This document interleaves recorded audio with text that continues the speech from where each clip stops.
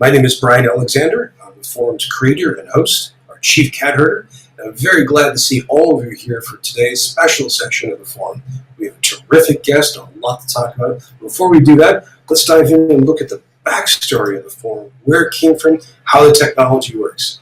So just one key piece of this is that the forum is a discussion-based video project, and it spins out of the Future Trends in Technology. PE is a monthly trends analysis that looks at the trends and drivers changing education. It comes out every month. It's been doing so for almost 6 years now. So we have a nice longitudinal database of trends looking back over time. If you haven't seen it before, go to ftte.us and of course track FTTE as a hashtag on Twitter. You can find out more. Over the next slide, please.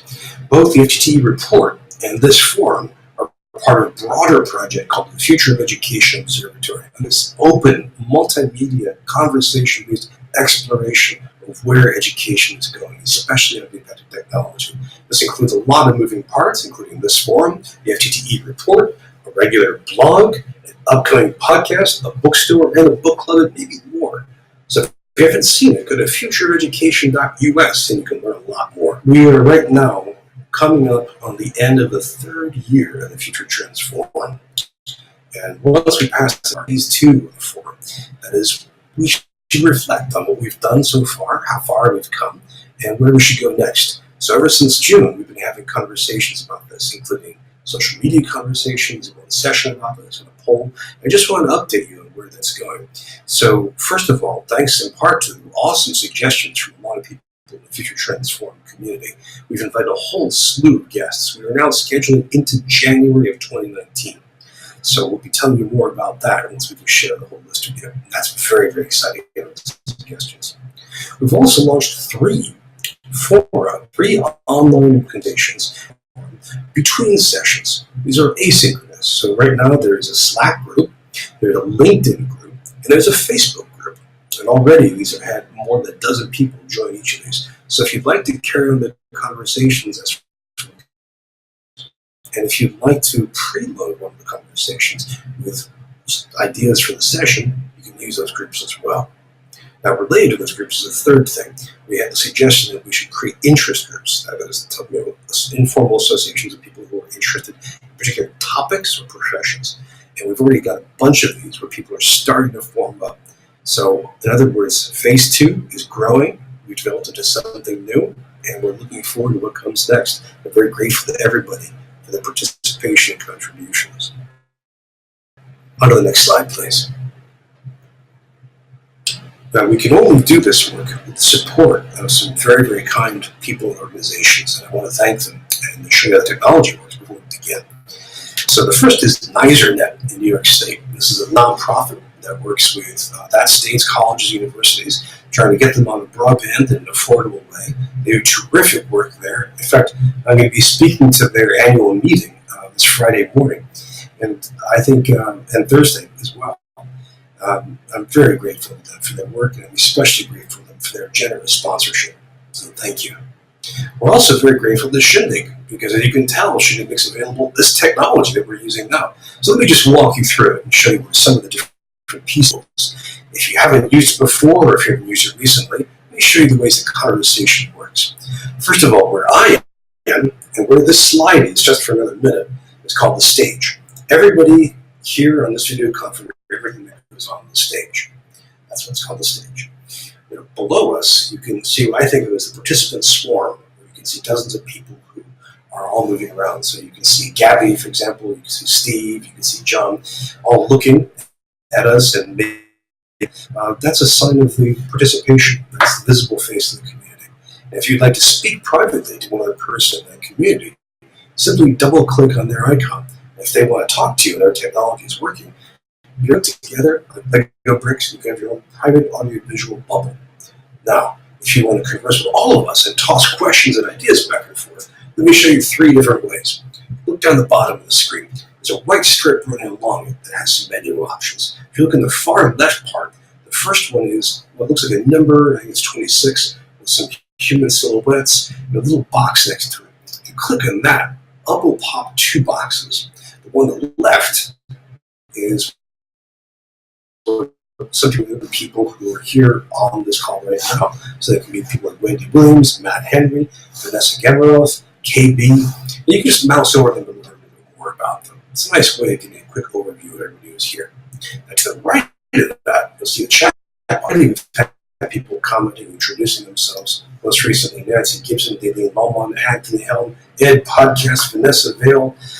We have a whole bunch of people there. The chat box is a great way to just informally share thoughts, ideas, jokes, references. That's often where people will share a link to something that's come to the conversation.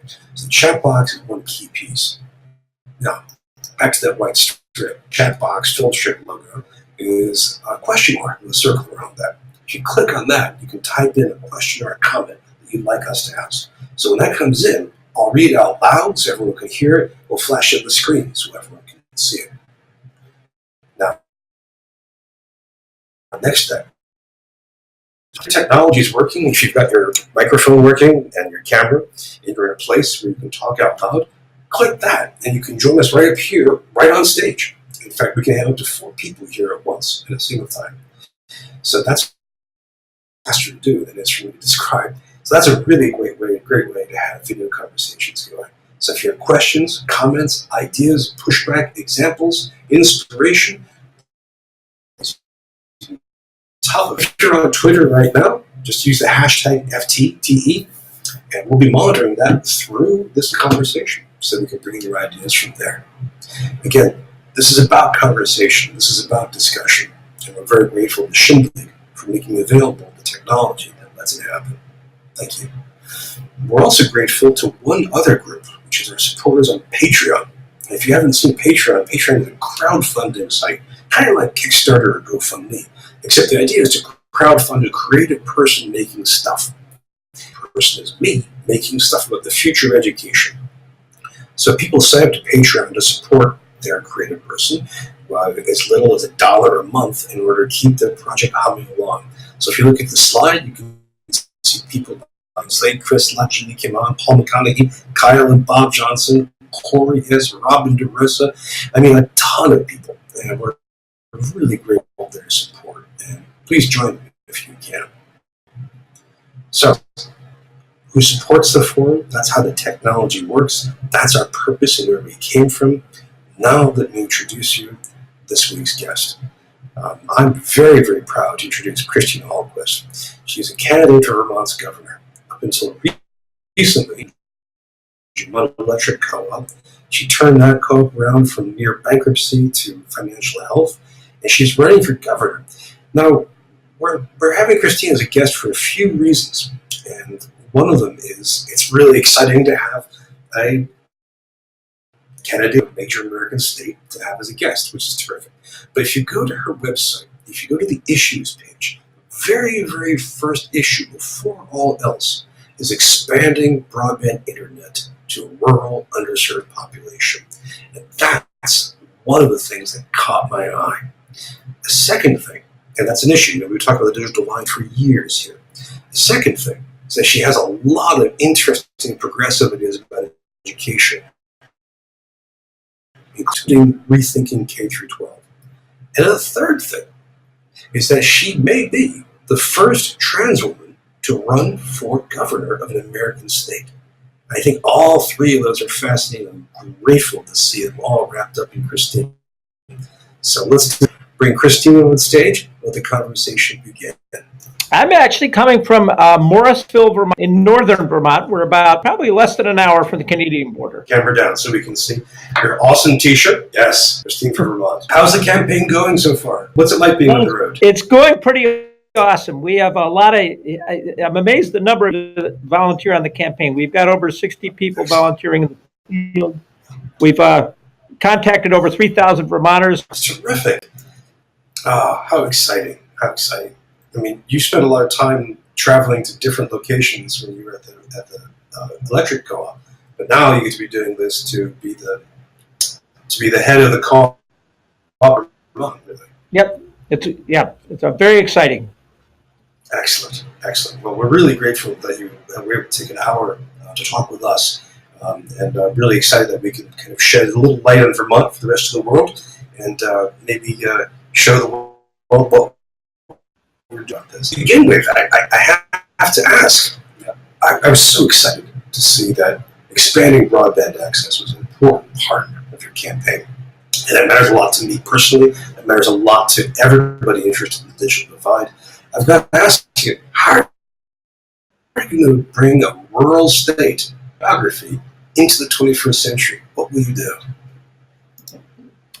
Well, you should know, part of my passion has been to solve climate change on the electric grid, and that's a whole other story. At work, we've been recognized. Our organization, Vermont Electric Co-op, was recognized as one of the most innovative utility in the nation by the Department of Energy. And with that, I became a member and was actually going to be left of the Technical Advisory Committee to the National Rural Electric Cooperative Association, which is responsible for the electric distribution to all of rural America, which happens to be 56% of the landmass. And what's happening in rural America today is very interesting. We're seeing flights to urban areas, and we saw the same thing in the early 30s when rural America didn't have electricity and the cities did. Well, what we did, that's when what I think, and you can pardon my bias, but I believe one of humankind's greatest accomplishment occurred, which was the electrification of rural America. We ran a wire to every home and business in rural America. So today, what we're looking at today is the exact same demographic, the digital. If you look at least, well, Vermont and the rest of the nation, our copper infrastructure is wholly inadequate to get rural America to where it needs to be in order to compete with the urban areas for developing entrepreneurial businesses. And I'll give you a piece of data on that. Today, the average urban dweller is able to have speeds of 70 megabits per second. That's going to grow to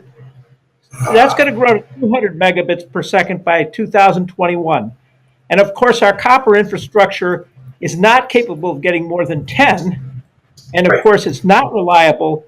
And for about at least 30% of America, they can't even get access to the internet, period.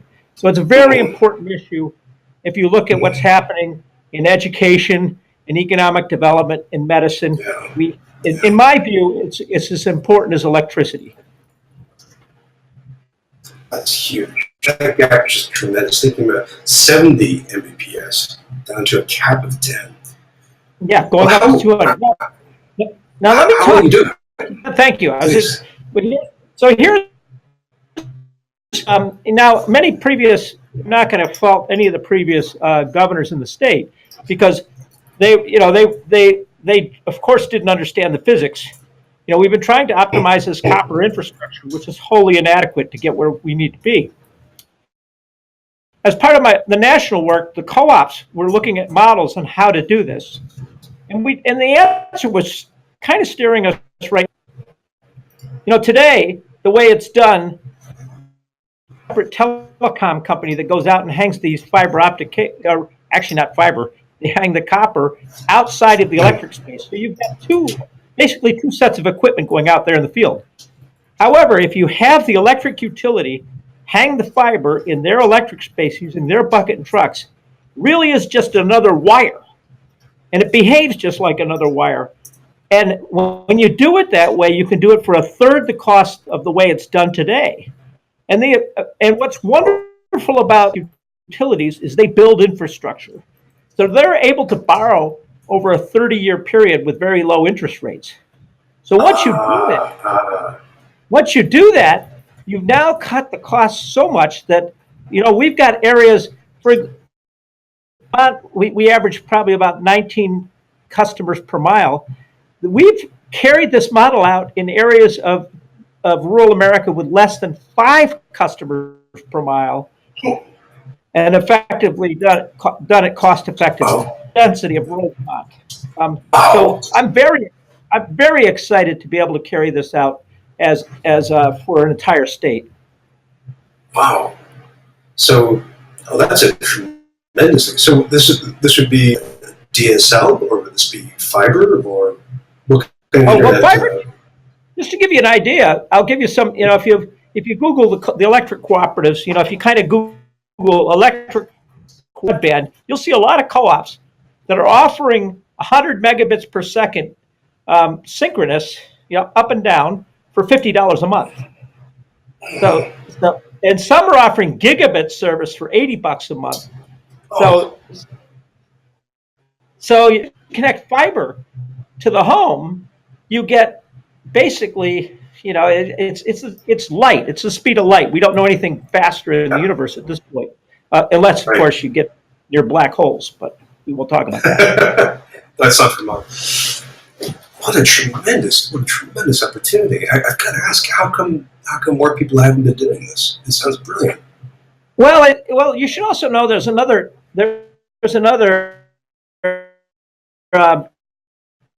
technology breakthrough that has enabled this. Fiber, you had to have a special van, $150,000 to $200,000 van that was that had climate control and air control, you would have to drop the fiber from the electric and to splice it. But innovations have happened in the past 5 years. In fact, our utility had a couple of these. You now have these portable splicers that can go up in the bucket truck, so that you can splice those fibers right in the air. So that technology breakthrough really is one of the key things that have enabled this to happen. I had a dark side question. Telephone companies haven't been very good at this, neither have cable companies. It's just their business model has been to serve the high density populations. Is there any chance on this that they would resist this or sue, or is this something which you can convince them to join you in? Well, the way this best works, and I argue that it's even a legal requirement, is you really should not be using regulated money to regulated markets. So the way this would work would be the utility would be responsible for bringing the fiber to your home, and then you would make it open access for any provider. If you think about your electric wire, we bring it to your home, but we don't tell you what appliance to use. The responsibility of the electric utility stops at the home, at the meter. Same thing with the fiber. So the company more to get rid of them on the data alone, because in rural America, the telecom companies are losing money on the infrastructure. Right. So they wouldn't be doing infrastructure; they would just be doing bits, just content. Yeah, and think about, and I will tell you just an anecdote. I was running the utility; it would drive me nuts. We'd have these, areas of Vermont that there's less than 3 or 4 people per mile up near the Canadian border. We'd send a bucket truck up there to restore 3 spans of wire, and then a day later, the telecom company would have to bring their bucket up to restore their telecom cables. And I used to say to myself, why the heck can't we just do it all at once and save a ton of money? And that's kind of what I'm talking about here. And that's the kind of thing that's hard to do if you're the head of one company, but if you're the head of the state. Yeah. Friends, let me just pause for 1 second. I've been asking questions because I'm a fanatic about this subject, but please don't let me hog the floor. Again, you can ask questions using the chat box, or using the ask button. You can click on the video to join us, and we'd love to hear your questions. We're looking at the practical lived experience of one small state in America. But what Christine has just outlined, I think, can apply just about anywhere in the U.S. and perhaps beyond. We've already seen some comments in the chat box from Dartmouth. Anthony Helm notes that as an IT professional for many years, access to broadband has been a primary driver in my choosing where to live as I change jobs along the way. Quite true. And Matthew Henry notes that from some of these providers, there's a huge quality of service difference. Please do. So let me tell you how this ties together with solving climate change, because my passion was to solve climate change. Our electric utility was 96% carbon free. We were offering incentives for people to move away from fossil fuel heating, cooling, and transportation, and we did it without a rate increase for 5 years. Essentially, does not need to cost more money. Now, what you'll see, and there's a documentary about my work. I encourage anybody to go see Denial Documentary. It's at denialdocumentary.com, and you'll be able to see the deep dive on the technology here. We have to have reliable connections to the internet with every single home and business in order to solve climate change. And what we're talking about here is what we've discovered, and there's also another report that I participated in called the Solar Pathways Report that was done with the Department of Energy that talks about what the next grid looks like. It's the next grid. I call it Grid 4.0. When you're trying to run your grid on renewables, when the wind blows, the solar panel, it changes things. The wind blows. You really need to have an interactive discussion with all of your appliances and equipment on the grid. And they need to be talking to each other so that when you start, when you've got a lot of renewable generation, you can turn on your storage. Okay, tell all your cars to charge now, all your hot water heaters to heat up, because you've got all this excess generation. You got to put it somewhere. And that requires a reliable interactive discussion. So, the long road to climate change, which was my original goal, requires solid, reliable connections. And of course, we can't do that with copper. We can't do that with RF. It has to happen with fiber. So that's all ties to reliability, which is very important because just the physics of RF and the physics of copper tell us that we can't get that reliable. That's to the work that I've been doing earlier. And RF is radio, as in cell phone networks. And Wi-Fi. Yes, yep, exactly. Well, this is vital. So this connects to the Internet of Things in a way. If I have devices. You will see that in the documentary. We were doing we were one of the most way ahead of everybody else. Back in 2005, we were developing the Internet of Things for the electric grid. In 2005. Yes. Before anyone used that term. Before I have more questions, we have one more from Matthew Henry. I'm grateful to see Matthew. He says that in our rural area, we've had cities that have made 10-year contracts with cable providers to provide over coax copper. How do we encourage our cities? Good question, Matt. Can you repeat that question? I didn't quite get that. Sure, I'm surveying. So in our rural area, we've had cities that have made 10-year contracts with cable providers to provide service over coax cable.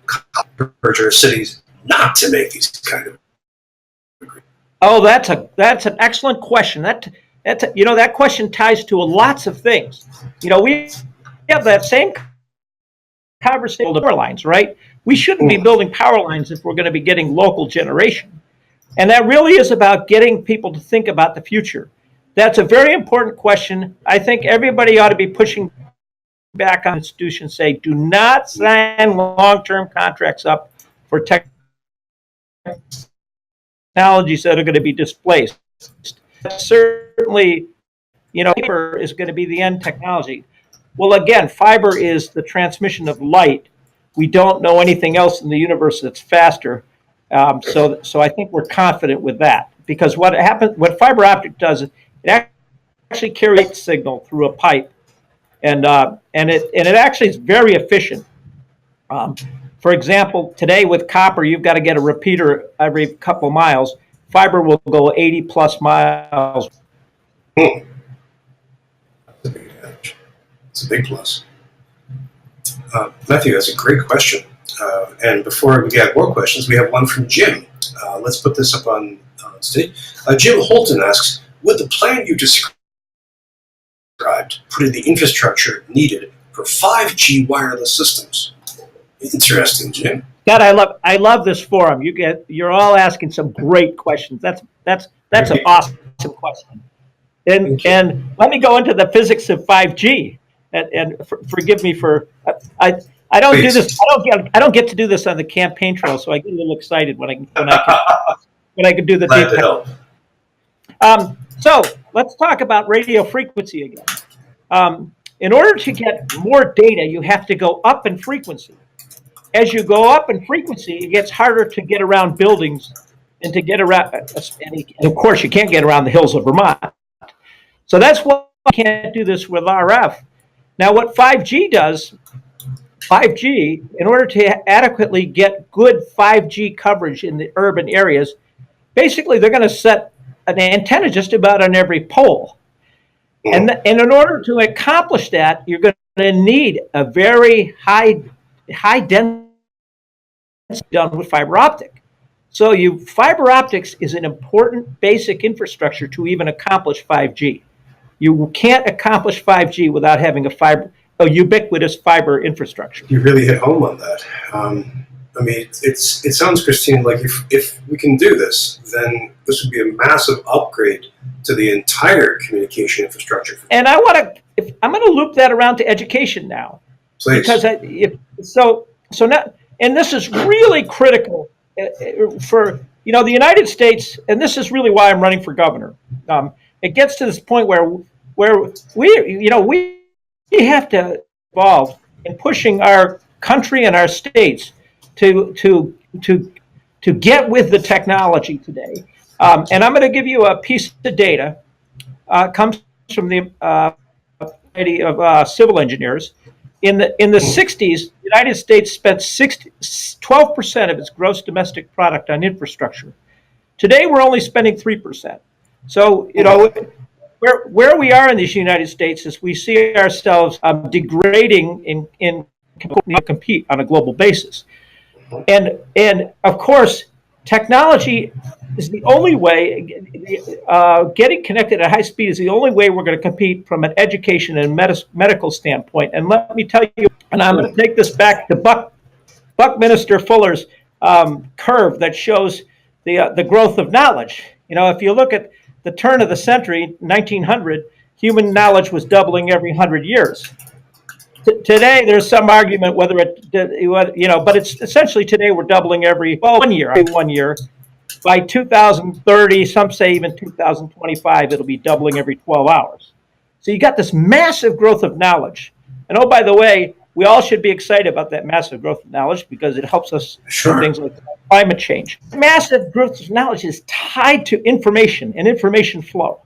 So it's absolutely critical from an education and medicine standpoint that we get totally connected so that we can all participate in this massive education, which is the basic, which kind of wraps back to another part of my platform. We really have to start people at a young age. I participate in studies that show the importance of even starting at 3 years old with education, and the return on the investment for education at 3 years old is 7 or 8 when it's 12 years old because of that. So really moving knowledge ahead of the curve, teaching our young people how to use these tools is critical to all of our future. This is one of those points in conversation where my neck is beginning to strain because I'm nodding, yes, I agree, I agree completely. And naturally, since this is a forum dedicated to the future, I like to bring up technology and education as a main subject.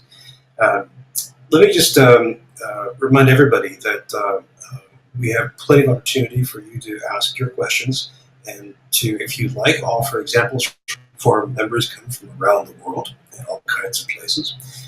We'd also like to hear your thoughts about the technology of this. How can this play out? And while we're thinking about education per se, I noticed that you've put supporting public universities as a goal, or increasing support for public universities as a goal, and they're talking about greater access to higher education.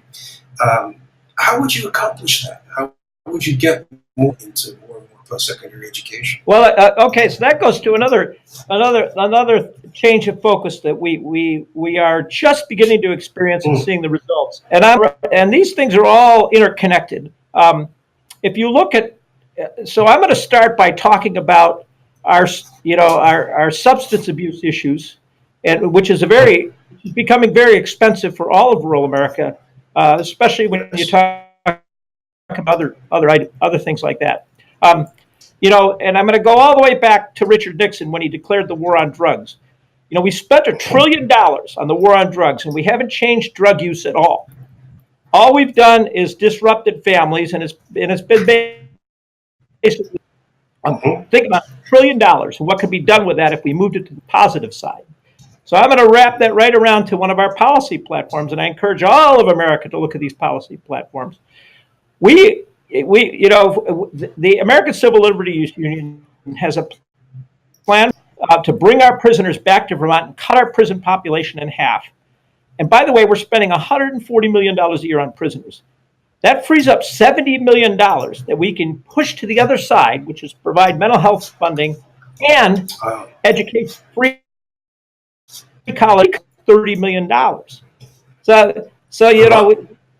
In Vermont, yeah. So this is all part of a plan.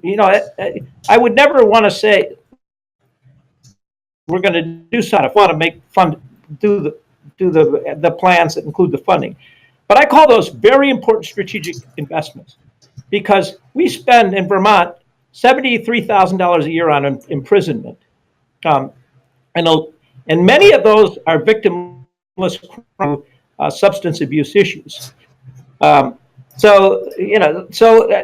all got to lean into our discomfort to solve some of these substance abuse issues. And Vermont has just started to treat this as a mental health issue and not a criminal issue. We've bent the curve on the addiction. And I'm going to take one more point and make a very important point in terms of first of all, freeing and solving substance abuse issues are intertwined. And I'll take one example. We have a needle exchange we put in Burlington, Vermont. When that was tons of opposition, people were very, very uncomfortable. But I met with that needle exchange a few months ago, and they exchanged 300,000 needles last year and only found 85 on the streets, and they went out and picked them all up. So they virtually eliminated the needle. But more important, from a financial standpoint, that needle exchange offsets 6 heart valve transplants a year at $620,000 each. That's $3.7 million on heart transplants that have avoided, and their budget is only $420,000. So again, reminding folks that we start leaning into these substance abuse issues, we can and start attacking them as mental health issues in the right way. Put on the other side of the equation to invest in it and have these problems later on. So this is where education plays a central role in your strategy for it's an essential role.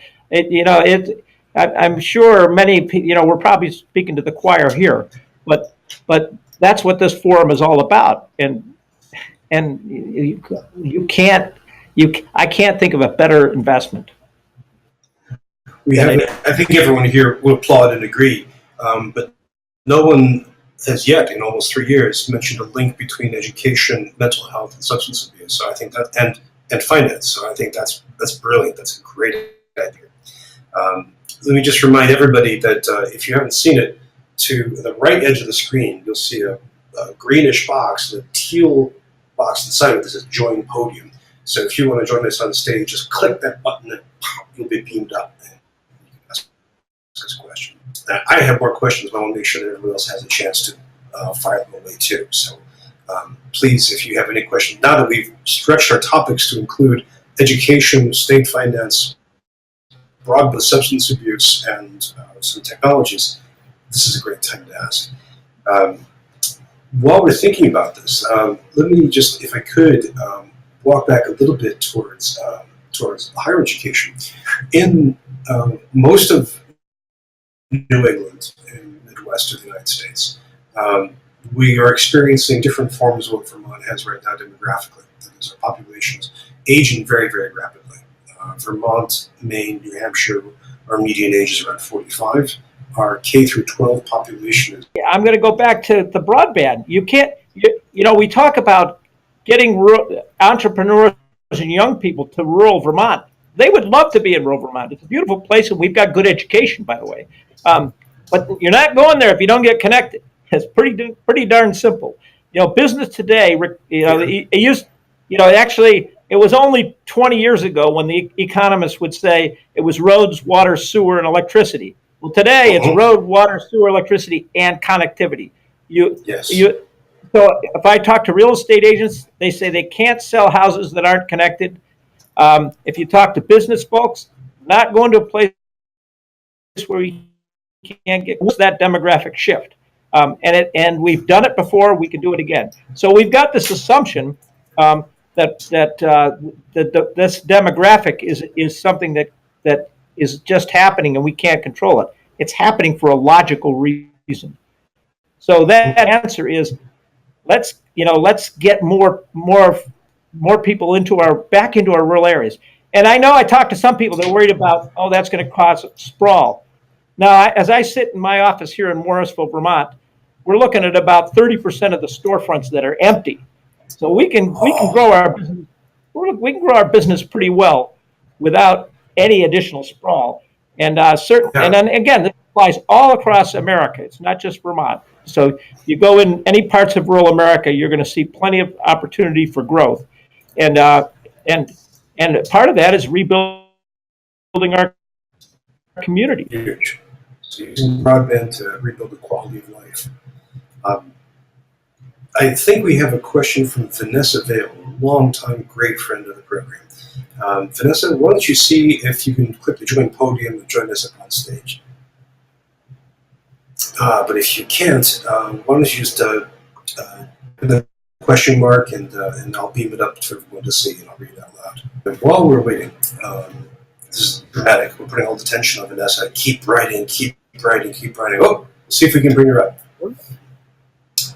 Again, Vanessa's coming from a rural location. Gubernatorial candidate running for the Democratic Party. Yes. Tech background. Yes.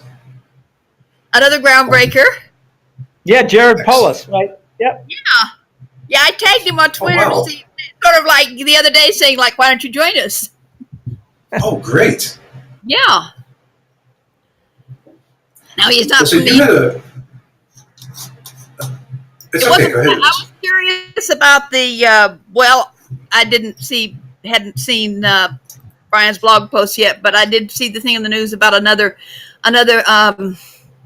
Vermont college doing a lot of cutbacks, layoffs.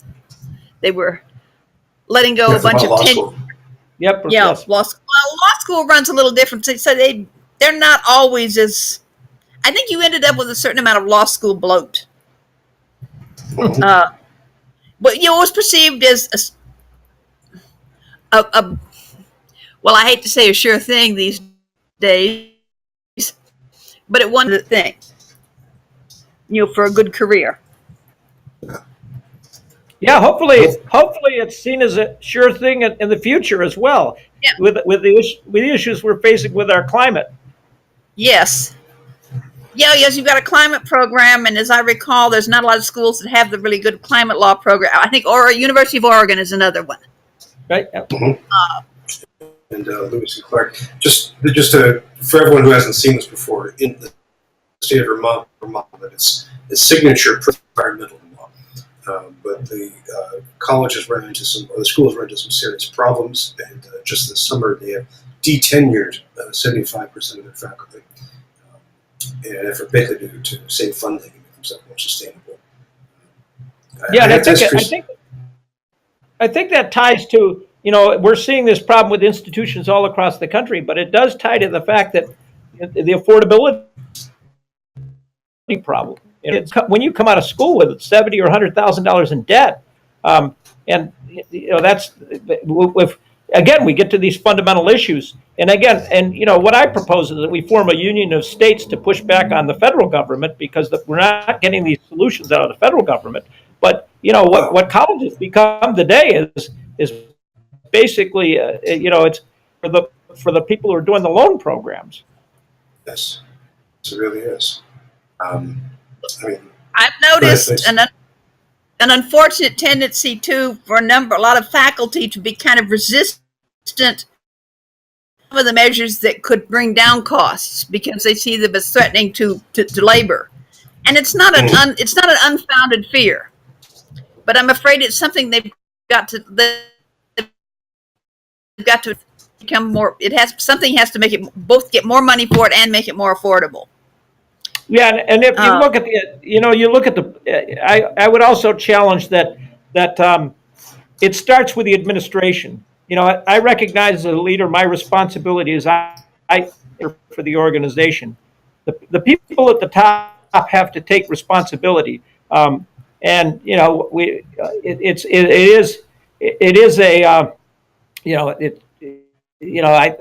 is one of those administrations fall back on it, blaming the academia when it really should be a shared responsibility. We should be working shoulder to shoulder to solve these problems. But what we've got is, we're pitting academia against the administration, which is not a healthy thing. And then you've got families and students too. Is sort of like each one seeing which could, whether administration, faculty, kind of basically students and families, when it should be all three. They should be working together. Yeah. Well, shoulder to shoulder.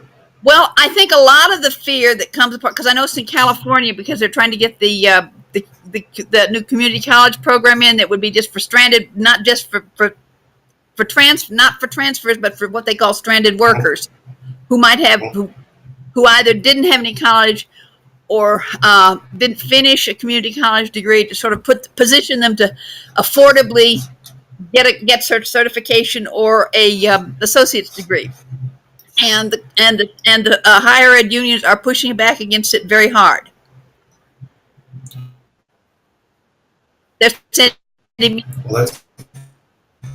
Well, yeah, it is, and I can see the point they're taking. But at the same time, while I've been an adjunct faculty member, I've also been a stranded worker who would have really loved to have something that I could, go back. Yeah. And if you forget the concerns of your constituency, whether as a teacher or a politician or a consultant, if you forget the concerns of your constituency, you're not going to be able to serve them. Yeah, you know what? I'm gonna make a comment, because I've had very good experience with unions, and I do think the leaders that blame unions shouldn't be leaders. And let me tell you, in the early '90s, I did a job. I was kind of a person that went in and did problem solving for companies, and a team to design a model Miller brewery. And the two executives on the team said to me, "Well, we want to bring the union in right away." And I said, "Why?" And they said, "Because they're the ones that come up with the best answers." So I never forgot that experience. When we were on the edge of bankruptcy, we had the highest number of outages in the state, and we had the highest costs. I pulled everybody together, and it was a union company. And I said, "Look, I have a lot of business experience. I only give myself a 10% chance of success. But if we all pull together, we can be successful." And then I did something else. I said, "All of us, including me, now will abide by the union contract. I will only get the same raise that you get." So we all pulled together. And by 2010, the Department of Energy had us come down, and they called us the most innovative utility in the nation in 5 years. Those miracles only together. So I'm afraid what's happened in this country, and I think it started with Ronald Reagan. Yes. And people have bought this. There's been this systematic attack at unions, which also have impacted the middle class. Middle class hasn't received a raise in 30 years. So I think this whole thing, we have to be real careful about, pointing fingers. I'm not saying you're doing that, but I find myself, I've been an adjunct union activist for about the past 15 years. So I'm speaking from the east side. Yeah. My point being, not that we blame anyone. Yeah, I keep telling my colleagues, listen, you need to learn more about how this stuff works, because if you don't, you won't have a seat at the table. You'll be on the menu and not at the table. Yeah, very good. You won't have a seat. You won't a say unless you learn more about it. And I think one of the that was fighting sort of the technology changes, they wanted to put together a white paper. So I told them, they asked for people to come and sort of, they recommended Brian, and I recommended Jonathan Reese. And I don't think that they contacted either one of them because maybe they thought that they they wanted to cherry pick what they'd hear. Because they wanted to come out with a sort of, instead of saying, well, this is the pro and this is the con and this is what they wanted something different. Then that sort of tried my patience. Vanessa, you have so much experience. It's just terrific to be able to hear about these. It gives so much insight into this. Where are you right now? Are you in Colorado? I'm in Colorado, in northeast Colorado, which is it's a very, very red area of the state. You know, it's not Boulder and Denver metropolitan. And somehow I got hijacked to, well, not quite to help, but I didn't mean help in that much. There's sort of a fledgling local indivisible group. Oh. And the person who was doing the Facebook page for the County Democratic Party and the invisible group was overloaded. She worked in a school district out in the country, and I offered to help. And the next thing I knew, I think I had the whole page to myself. But as I was telling people, I'm not a Democrat. I'm an independent, but I think they're an endangered species up in northeast Colorado. Vanessa, I've got to shift to a few more people with questions, but I want to thank you so much for having bandwidth. Yes. And I've been waiting. I got teeth this year. I got bridge this year, so I wasn't waving my hand to come up until I got my new teeth. Well, you look great. Okay. Thank you. Thank you. Jim Bolton, I think. Jim Holton, excuse me, who asks, if college is going to be made free, what will need to be done in terms of infrastructure and personnel at the institutions? Good question, Jim. Yes, I'm not sure I have the expertise to go deep into that one, but I do think I do think tying back to broadband and having that, being able to in experiences from other institutions and other places is important. And again, I think my opinion is the problem will solve itself as long as the administration is willing to be creative, and to listen, and to drive out fear in the organization, so people are willing to share all their ideas. But I certainly couldn't. I'm not an expert on the infrastructure. I'd certainly love to hear other thoughts on that. On the college. Yes, Jim, if you want to follow up, please feel free to. Friends, we have about 4 more minutes to go, and I want to make sure that everyone gets a chance to take a whack at their topics. And before I can even say that, Anthony Helen, from not far from me, is in. Hello, Anthony. Hello, everyone. I hope you can hear okay. Perfectly. So I really had kind of 2 questions. I'm trying to figure out which one to go for, but I guess I'm going to wear my Vermont hat first. And how do we deal with the NIMBY problem, right? The not in my backyard. I think there's a lot of the issues that even progressives, will sound, the call for until it reaches their backyard, and then suddenly they want to shut it down. Whether that's some of the needle exchange programs you mentioned, whether that's bringing prisoners back to the state, or even local development. I mean, one of the things that struck me moving to Vermont was it seemed to be very progressive in terms of energy, and yet there's constantly debate about, no, don't put a wind turbine on my mountain. And so how do you address these ongoing issues about, we want these solutions, but we don't want to be our backyard? Well, being the person that led the biggest wind project in the state, I certainly have a lot of experience with the backlash. And I will tell you, I think that's the leader's job. That's what when you talk about the leader's job is to get involved and really get those discussions going and be boots on the ground on those issues. And I will tell you, a good friend of mine, Liz Gamache, the mayor did a dramatic renaissance. She said the key for that renaissance was the governor being heavily involved.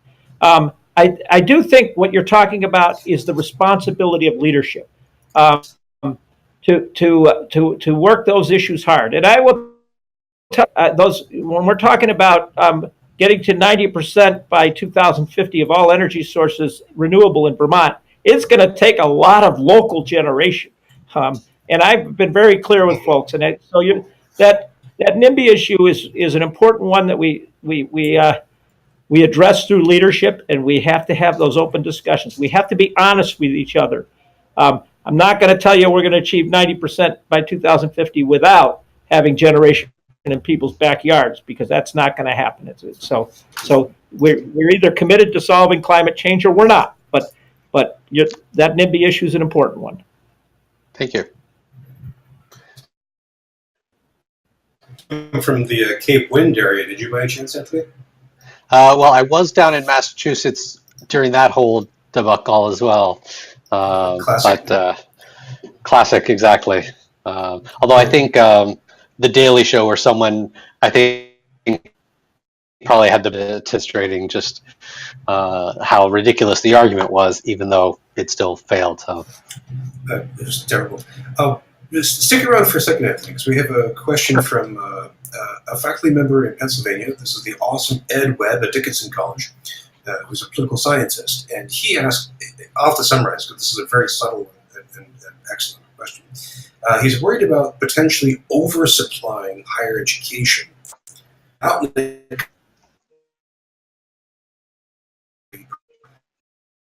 the countries in Africa and Asia where you kind of over-educate young people, and they don't have enough opportunities to take advantage of them, which can lead to unrest or out-migration. He asked, so will broadband and education pull in enough employers to give enough opportunities, or will there be a critical mass of frustrated, educated young people? That's a good question. Very dark question. Okay. So, well, I think we've got a long ways to go before we worry too much about that. I do think, the key is growing the economy so we can have the jobs. If we don't have the broadband, we're not going to have the jobs. So you got to. It's kind of like a chicken or the egg question. Really, the chicken comes first here. You got to do the broadband to get the jobs. So, yeah, I also will tell you, that there's also we still have a great need for the technical trades. So that about growth, but I would say, yeah, it's still. I would right now our focus needs to be building our infrastructure to the place where we can compete in the world. I think the problem with the rush in any case is that people gravitate towards the gold rush, and then you do have an oversupply, whatever the industry is. And so the challenge is always to innovate and make sure that there are, I guess you'd say, plenty more gold rushes available for people to pursue. I agree 100%. I think we have devalued the technical trades for far too long, and yet those are the jobs that can pay well, but more importantly, can't easily be offshored. And so we certainly want to raise their value and importance back in our communities.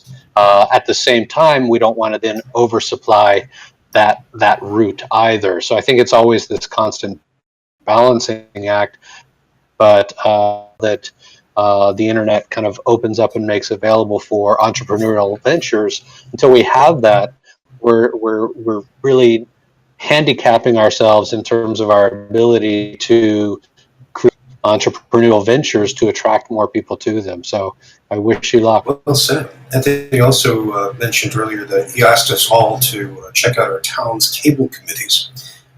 So that's a very, very important political thing to step up. But speaking of attracting people, I'm afraid I have to do the opposite. We are at the end of our hour. This all up. Christine, thank you so much. This is so inspiring to hear your efforts, your vision for the state. How can we best keep up with you? Is it ChristineForVermont.com? Yep, ChristineForVermont.com. Go to the website, and we just got a new campaign video there. Will do. Thank you so much, and all best, all good luck. Looking forward to greeting you as the next governor of Vermont. Thank you so much. Thank you, everybody. It was very enriching discussion. So, thank you. Thank you. Friends, we have to look at next week, and before we do, let me just point out that at the bottom left of the screen, you can see there are 3 widgets there, and Christine's campaign. So just click that to learn more about what she's doing for Vermont. So I just have to say I'm so excited. This is the first time that we've had as a guest in the forum, and I think we found a fantastic one. So if you want to share your thoughts about that, please feel free. Now, next week, we're going to shift gears again to look at disruption. And we're going to the source. We're going to Institute. This is the epicenter of disruption theory. Specialists in higher education. So we're going to be talking about what disruption means in higher education. So please stay tuned for this will be the 26th of July. It should be a really engaging and probably provocative conversation. Now also, over the next slide, please. The book club has just begun our new reading, which is New York 2140 by Kim Stanley Robinson. This is a terrific novel, up for the Hugo for best science fiction novel this year. It's a novel city. It's an exciting novel to read. Please join us. And if you look at the bottom left of the screen, you'll see there's a new book club pick widget. Click that to get more information about it. And we're also, just over the next slide, we're talking about, you can buy it at the bookstore, of course. We're talking about phase 2 of where the forum goes. And so if you want to learn more about that, click on the widget at the very bottom left of the entire screen to hear your thoughts. I want to thank you all for your terrific questions, for your thoughts. In just an hour, we covered a lot of rich topics on the fly, looking at where technology and education could go. Delighted to do this with you. Bye-bye.